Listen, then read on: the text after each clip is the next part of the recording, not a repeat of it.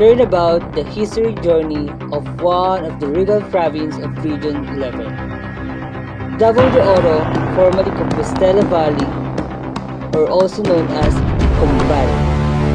A story we should talk about and we need to study.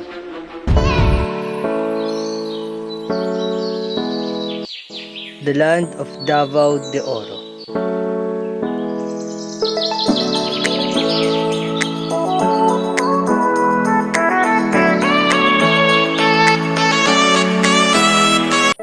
Davao de Oro is a local travel agency in the Philippines offering an all-exclusive local tour in Davao de Oro that includes tourism, travel, accommodations, and hospitality services. Let's talk about the history of Davao de Oro. History of Davao de Oro. The province of Davao de Oro was formerly known as Compostela Valley and was created from the Davao del Norte province by virtue of Republic Act 8470. Ratified on 8 March 1998, it celebrates its founding anniversary every 8th of March, and ratified through a plebiscite held on 7 December 2019. Prospero S. Amatong was the first governor of Compostela Valley, who held the position only for a day on 25 March 1998. As he filled his certificate of candidacy for the Congressional, Attorney Jose R. Caballero succeeded Gov. Sarmiento as the first elected governor of Compostela Valley.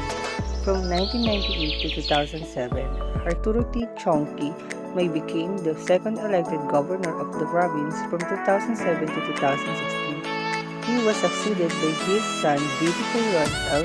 Uy, who became the youngest governor of the province's history at 31 years. Mabuhay! I am Abigail Entavulao, representing the tourist destinations in the beautiful place of the province of Davao de Oro.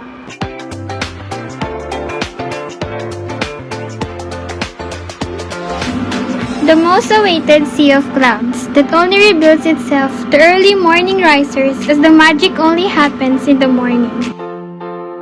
Next is the best nature park and inland resort that offers an escape from the urban hassles and let you experience a break that only nature can give. Lake Leonard is one of the popular tourist spots in Davao de Oro that covers more than 200 hectares. Georgetown is your one-stop adventure destination where you can relax and unwind with your friends and family. Davao de Oro also offers resorts where you and your friends and family can enjoy enough to refresh your tired body and relax your busy minds. If you are looking for the perfect ambience for a weekend getaway, then Taytayan Hydro Island Resort is definitely the perfect place for you. Owl Falls is one of the frequented Davao de Oro tourist spots. Despite its popularity, it remains raw and pristine.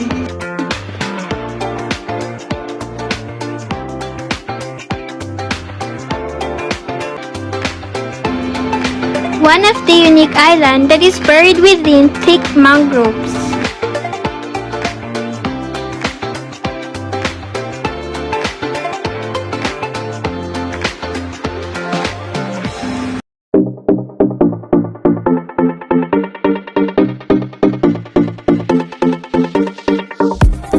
Davao de Oro is filled with the promise of treasure and endless opportunities.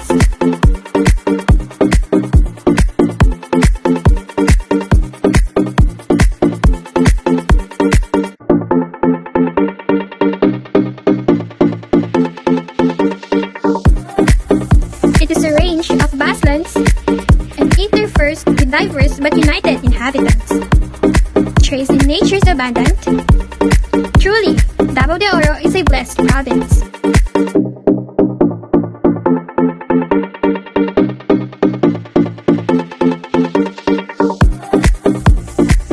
Expand its horizon, widen opportunities, strengthen connections.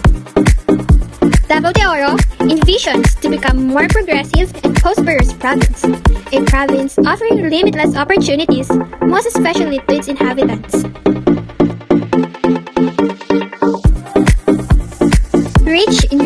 success and opportunities.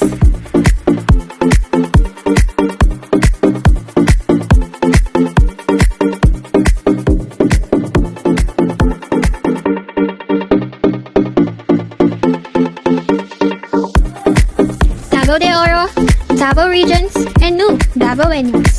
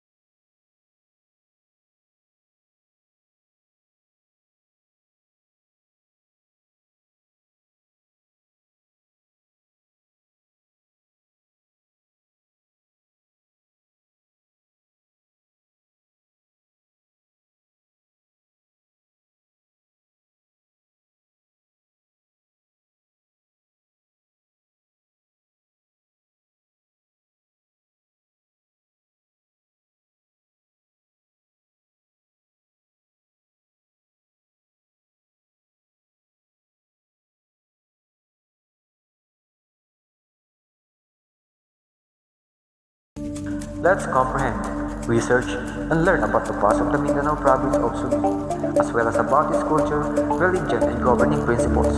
But first, let us witness the beauty of Sulu.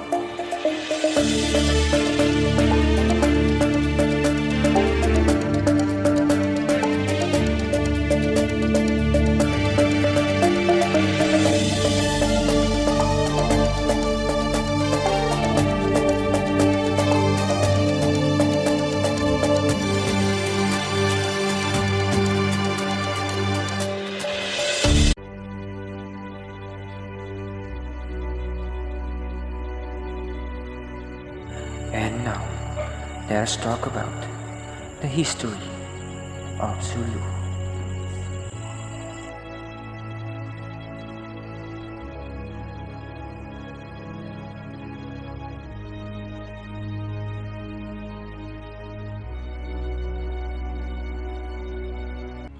So the Sulu, also known as Seaworld, has a turbulent history. Its people have always prided themselves on their cultural and political independence. In the mid-15th century, the missionary adventurer Abu Bakr converted the islanders to Islam. He married a local princess, ascended to the throne, and transformed his island principality into a regional Muslim state. The Moros, as the Spanish called the inhabitants, were never subdued. The Muslim territory attracted sea traders, shell and coral producers, fishermen, pirates and slave traders. The residents maintained extensive regional contacts and raided areas as far away as Malaysia and northern Luzon. After a series of U.S. campaigns from 1899 to 1913, during which John J. Pershing, the later commander-in-chief of U.S. forces in World War I, first distinguished himself as an officer, the people of the archipelago were subjugated. Under U.S. administration, the archipelago was treated as a separate unit, and civil government was established in 1914. The reigning Sultan abdicated his civil powers in March 1915, retaining only his rights as head of the Islamic faith, but sporadic fighting between government forces and autobans continued. The Sultan ceded the Zulus to the Philippines in 1940, and he maintained sovereignty over the Malaysian state of Sabah until the 1960s. Civil authority has been met with a resistance in the form of illegal trade and piracy. smugglers used the island's numerous roads and hidden passages to transport goods from Sabah to Luzon and Mindanao in a small craft.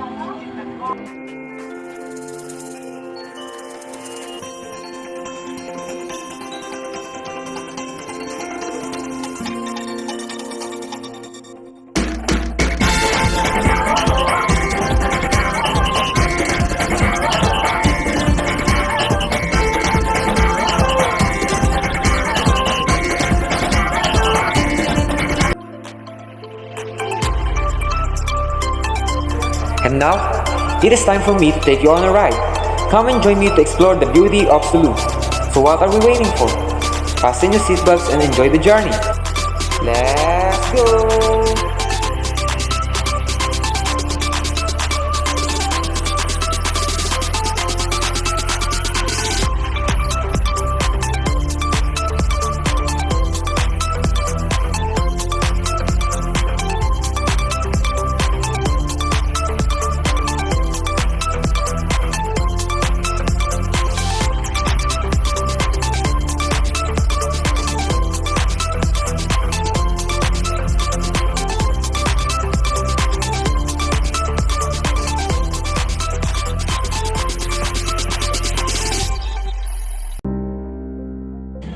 The first one is the Tubataha Reef. Tubataha Reef is one of the best diving spots in the world due to its vast and pristine underwater ecosystem and thriving marine life. It's the first Philippine tourist destination to be inscribed on the UNESCO World Heritage List in 1993. The vibrant coral reefs here are home of two iconic species such as barracudas, rainbow runners, tuna, and countless others. Because of its biological importance, both local and national authorities have pledged to protect it.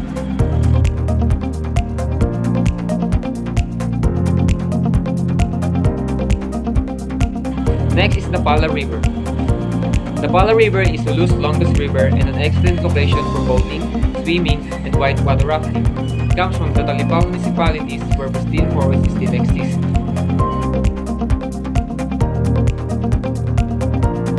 The third one is called the Walled City. Davao, the world's smallest walled city, demonstrates how Sulu warriors bravely fought against foreign colonizers. Unfortunately, neglect is hastening its demise. One of Sulu's historical tourist attractions, the local authorities should re-energize efforts to preserve it.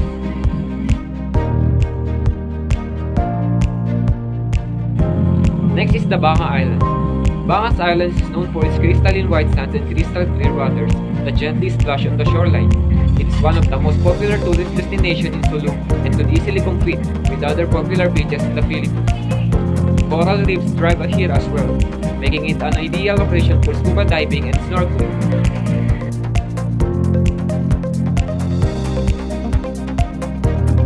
And then the last one is Mount Datu. Mount Datu offers a panoramic view of Jolo and Malungas Islands towns. Because of its cool climate, it is often compared to Baguio City and Tagaytay City, making it a popular summer destination. Visitors will also have the opportunity to see the tomb of the legendary Raha Bakita.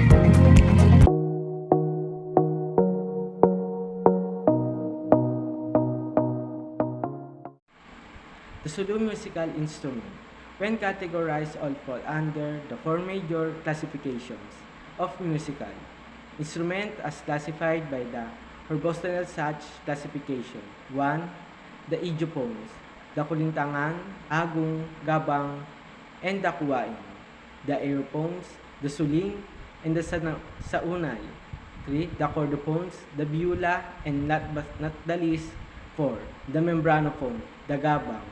This musical instrument create music not only single-handedly but in splendid ensemble that even in renowned artists and audiences in France and some other part of the world were stand by in extraordinary musically.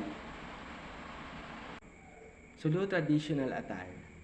The people of Sulu were also active partners of people in Southeast Asia, India, Middle East, and China, in trade and commerce commencing from the 7th century AD. As noted by the historian, the Sulu pearl is one of the most precious gems that its trading partners was up to. Through trade and commerce culture borrowing and sharing took place. Thus, they had developed an equally exquisite cultural heritage line with dress and accessories. These dresses are of Indian Indonesian origin as well that of the Chinese. And by just looking at their colorful and magnificent dresses and accessories, one can say that they are highly sophisticated in their own right. The grave markers of Sulu present a fascinating and complex subject for study. Variety of materials and variation in form and style exists not only between communities, but even within single grave sites. Wood, coral, and concrete are used for form ranging from an adorned surface to a large, colorful, ornate, and abstract carving of clearly recognizable human and animal form. Tausug weapon. Throughout Sulu, there are blacksmiths producing iron implements ranging from simple fish spears and crude bolas to the elaborate kris or kalis and barong in terms of artistry the most interesting. Work by Sulu Smith are decorate blade weapon. At one time there was apparently a great variety of these. Some clearly derived from Middle East prototypes, but today there are only two types generally found, the kalis and barong. Traditionally, these barong are passed from father to son, and it's said that barong exists in Sulu which were once used against the Spaniards and American troops. Sulu earthenwares. The ancient people of the Philippines had a rich tradition of pottery. The pottery and jars have different usage. Some potteries are used for food and beverages storage, while others are used for burials and religious ceremonies. Brassware. Among the Tausug royal household, brass was the common material used. These are seen in their kitchenwares like tray or talam, and batunjang, brass tikitel or sili, brass pot, pamamasalan, and the most common, betel nut case or pagmamaan. Other household implements. The Tausug visual arts are also represented by woodworks, and these woodworks can also be seen in their kitchen utensils like ulayan, jamarker, jangatan, grater, gagawi, wooden spatula, luwag, ladle, among others. They have also all types of basket and food containers, and food cupboard that are not simply as they are. But looking at this item closely, these are magnificent work of art that shows craftsmanship and ingenuity. Moreover, other kitchen utensils also represent varieties of food served in Tausug and Sama kitchen. For every type of how certain food recipe is created, they have a perfect utensil to create the gastronomic masterpiece. Even these utensils are just made of wood, iron, and stone. Act number 2408. An Act number 2408, an act providing a temporary form of government for the territory, known as the Department of Mindanao and Sulu, making applicable territory. With certain exemption, the provision of general laws now enforced in the Philippine island, and for other purposes. Whereas the change of government in the Department of Mindanao and Sulu affected in January, last necessitates certain reform, and not only the time ripe for this reform, but they are incessantly demanded by present condition in said department.